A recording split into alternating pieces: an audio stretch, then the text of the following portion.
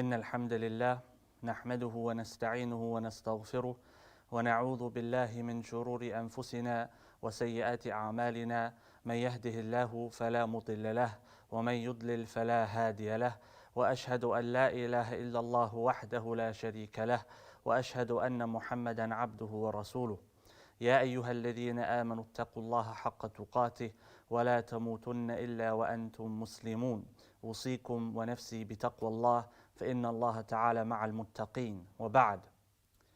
The Prophet عليه الصلاة والسلام, he gave us measuring sticks for which we can measure ourselves with in the sight of Allah subhanahu wa ta'ala.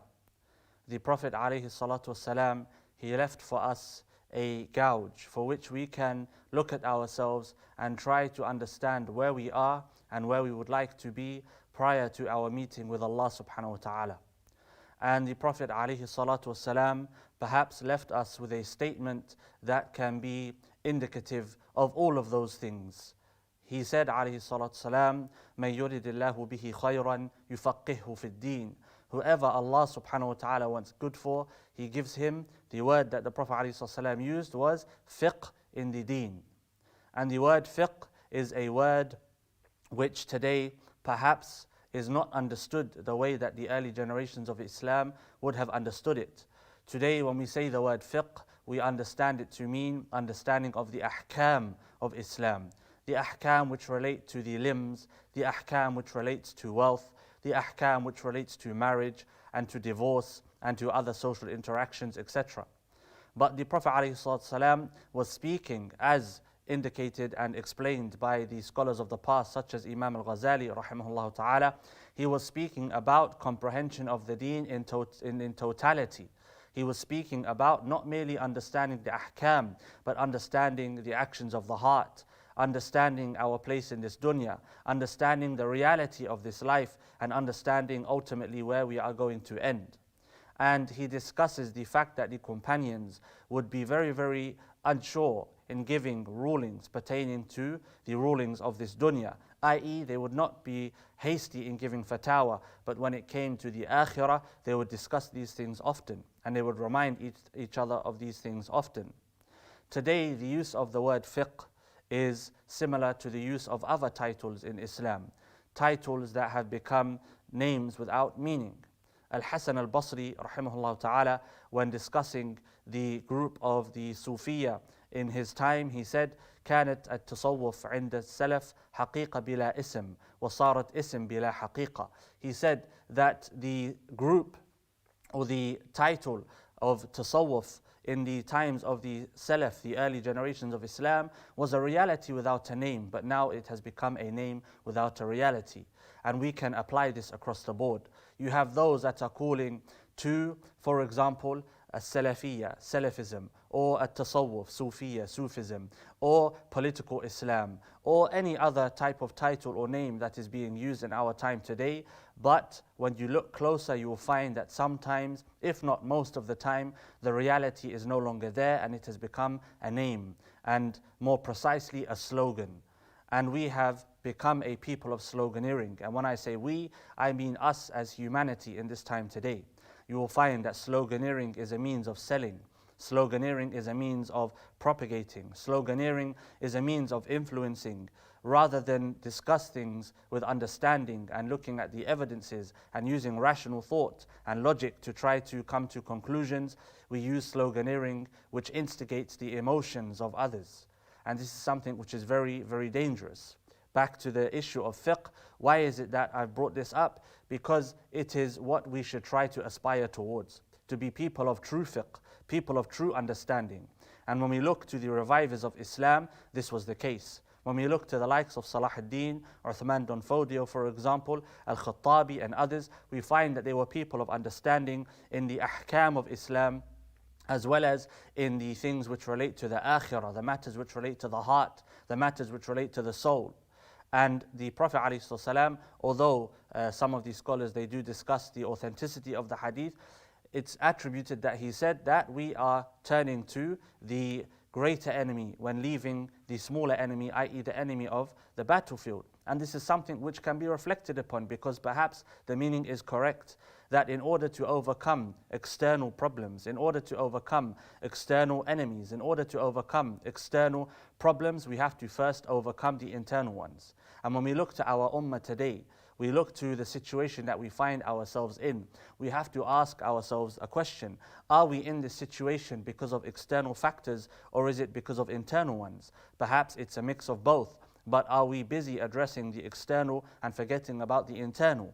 How is it that Muslims can come together under one leader, under leadership, if every one of the Muslim groups or organizations or heads are fighting for leadership?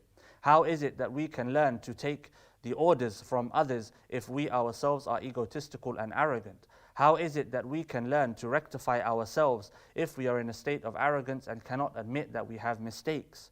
This is something which needs to be reflected upon. And the time that we're living in today, under the lockdown, it's a time to reflect. Earlier in the years that preceded us, our ummah, when they were afflicted by a trial by Allah subhanahu wa ta'ala, such as this trial, and this trial, some may have some reservations about the reality of what is taking place. Others, they don't have those reservations. Regardless whether we have reservations or we do not, what we are facing is a trial. Our masajid being closed, people not able to go to the haramain at will, the lack of lessons in public, the lack of provision for many, entire economies facing shutdown. This is something which is a trial from Allah subhanahu wa ta'ala, regardless of what the means or the reasons for that trial are. So if the early scholars of Islam, the early people of Islam, the people of righteousness and piety of the past were afflicted by such a trial, they would start to ask, what have we done? They would turn to Allah subhanahu wa ta'ala, they would pray, they would make dua, they would supplicate to Allah subhanahu wa ta'ala in qunut. When the Muslims of the past were afflicted with something such as a drought, there is a prayer which is required or given to us by Allah subhanahu wa ta'ala. Today we have to also reflect. We also have to turn back to Allah subhanahu wa ta'ala. We have to look at ourselves. When we look at what is taking place in the Muslim lands, when we look at what is taking place in the African continent, the Southeast Asian continent, the European continent, we have to reflect over ourselves. And we have within our ummah a lot of khair. There is a lot of good. There is a lot of opportunity for us to make the change. But we are preventing our own selves sometimes from making that change and from showing others the beauty and reality of Islam. So this is something that we have to reflect about. When the Prophet ﷺ said fiqh, did he mean the rulings alone, i.e. that which relates to the outer actions of Islam? No, he meant fiqh as a holistic approach to understanding, comprehension. And so if we want to become people of comprehension, we have to be people that understand all areas of Islam. It's not to say that we become people who only focus on the inner, or we become people that only focus on the outer. It's to say that we understand all aspects of Islam. In order for us to be holistic, we have to understand the whole picture. Al-Hafiz ibn Taymiyyah rahimahullah ta'ala, he discusses this in his Majmu' al-Fatawa. He mentions that in his time there were two groups that were fighting with each other, the Mutafaqqiha and the Mutasawwifa. The Mutafaqqiha, i.e. the people of fiqh, trying to be like the fuqaha of the past, they would accuse the people of the Mutasawwifa, those trying to be like the Sufiya of the past. They would accuse them of only focusing on the internal and not having any understanding of Islam, etc. And the Mutasawwifa would accuse the Mutafaqqiha of being people who had no understanding of the internal and only focusing on the purity of water and clothes and so on and so forth. And Ibn Taymiyyah rahimahullah, he says that the real way of the Salaf, the real way of the past was to join between the two. It was not to become obsessed with the purity of water and the purity of clothing and the ahkam relating to that which is of outward actions, nor was it to become obsessed with the inner purity of Islam without understanding the outward ahkam, but rather it was to join between the two. And he mentioned that those that had understanding of the inner without understanding of the outer would become or would fall victim to deviancy and acts of innovation. And he mentioned that those that would only focus on the outer and would not focus on the inner would fall victim to the hardness of the heart and the lack of true understanding. So we can see that in order to be people of Islam, people of Iman, and change our circumstance, we have to have an understanding of the outer and the inner. And again, now it's a time for reflection. It's an opportunity to look at ourselves and to look at our state and to start to ask ourselves questions. Am I a person who has understanding of the outward ahkam? Am I a person who has understanding of the inner states of Islam? Al-Ghazali rahimahullah ta'ala, he says in his Ihya that the person who does not understand the heart is a person who does not understand himself, because the heart is that which Allah subhanahu wa ta'ala has given us to comprehend. The way that we perceive things in life is based upon the state of the heart. A person who has a negative heart will only perceive that which is negative. A person who has a positive heart will perceive that which is positive. And if we do not understand our hearts, then we do not understand ourselves. And Islam came for purity of the heart and understanding of the heart. If we look at the ahkam, we look at the salah. Salah is a sila, bayn al-abdi wal-rabb, something which is a connection between the Lord and His servant. Why is the salah there? Allah subhanahu wa ta'ala is al-ghani. He does not need our prayer. If every single person on this earth today were to turn to Allah subhanahu wa ta'ala in prayer, it would not benefit him. If every single person on this earth were to leave off prayer, it would not benefit him, nor would it harm him subhanahu wa ta'ala. The prayer is there for our sake. From the mercy of Allah subhanahu wa ta'ala, He has obliged upon us actions which are beneficial for us. They purify us. They bring us to live the best possible life we can live on this earth, and then they become the key for our entrance after His mercy to the best life in the akhirah, i.e. Jannah. The salah is there to create a connection between Allah subhanahu wa ta'ala and the servant, so that the servant can purify himself of the trials and tribulations that Allah has placed within this particular servant, regardless of who that servant is, as we all have trials and tribulations within ourselves that we need to face. The dhikr, again, the ulama, they mention that the revival of the heart is made possible by the dhikr of Allah, the remembrance of Allah subhanahu wa ta'ala. Zakah, when a person spends his wealth, he is freeing himself of miserliness and stinginess, and he is gaining the ability to control himself. Fasting, again, a person is able to gain control over his stomach, his private part, his eyes, his hearing. All of these ahkam that Allah subhanahu wa ta'ala has given us are ahkam, acts which purify us and lead us to living a better life.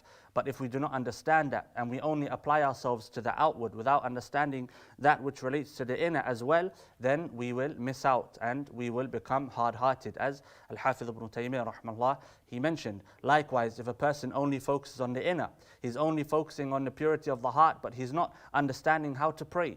He does not understand how to perform wudu. He does not understand how to perform ghusl. He does not understand how to trade, what is haram in trade and what is halal in trade. So he's trying to leave off ego and arrogance, but yet he's falling into haram in his everyday actions, his trade and his transactions.